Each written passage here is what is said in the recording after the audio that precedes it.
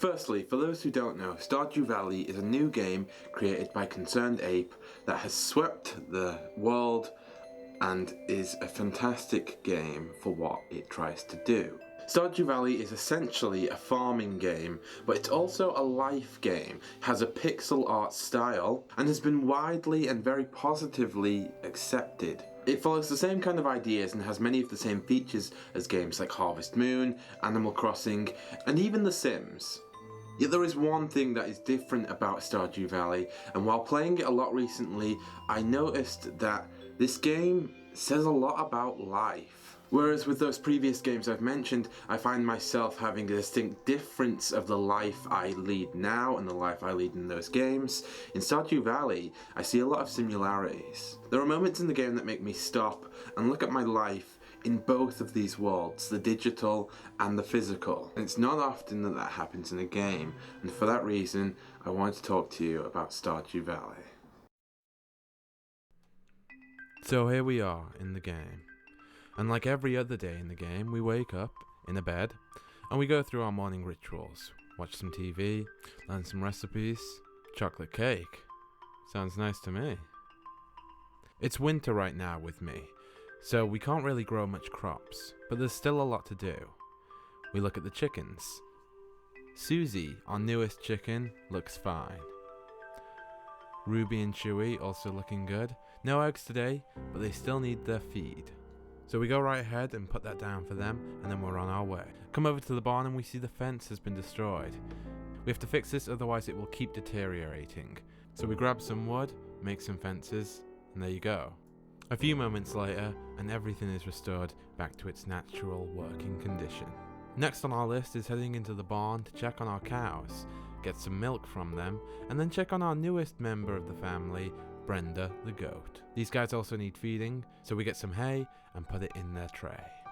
Next we go into the cave filled with fruit bats that sometimes leave us fruit. Then we go and check on our produce, and we replace them with new ingredients. See how our dog's doing, and put some water in his bowl. Put some items in the shipping bin and off to town.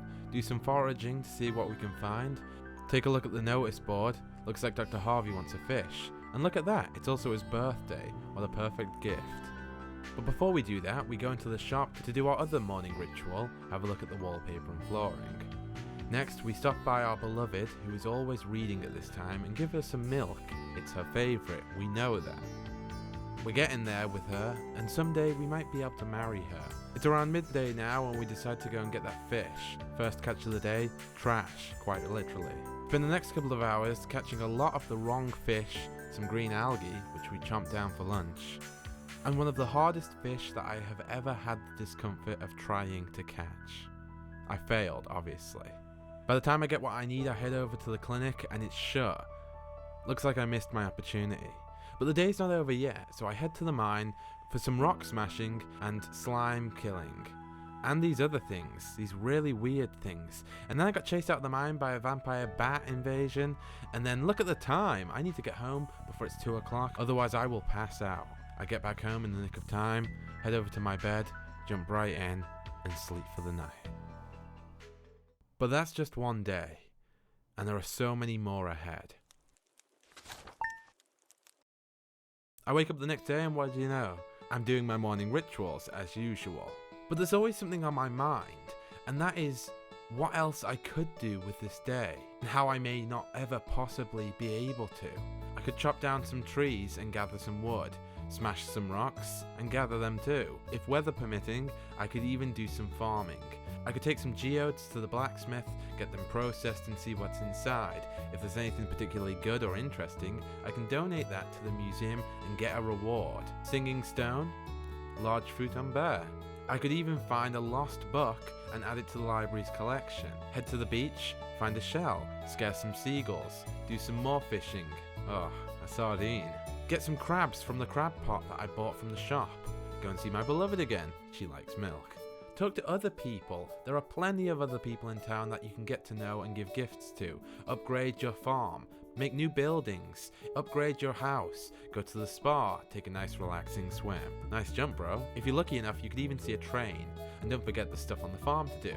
You can redecorate your house and make lots of noise. And when it's nighttime, the fun's not over either. Heading to town, going to the bar. Everybody's there for you to talk to. Even Shane. Shane. And then after all of that, you head home and sleep for the night. But that's just another day. And there are plenty more like it.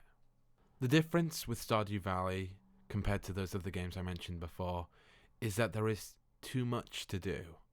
Those other games, there isn't enough. But Stardew Valley, there is more than enough to do. And it is not possible to do all of this in a day. There is not enough hours. Because that's the thing about Stardew Valley. It's a game, and it's a choice. If I choose to play this game, then I limit what options I have for what I could do for the rest of the day. And I often find myself wondering what I could do if the days were just a little bit longer.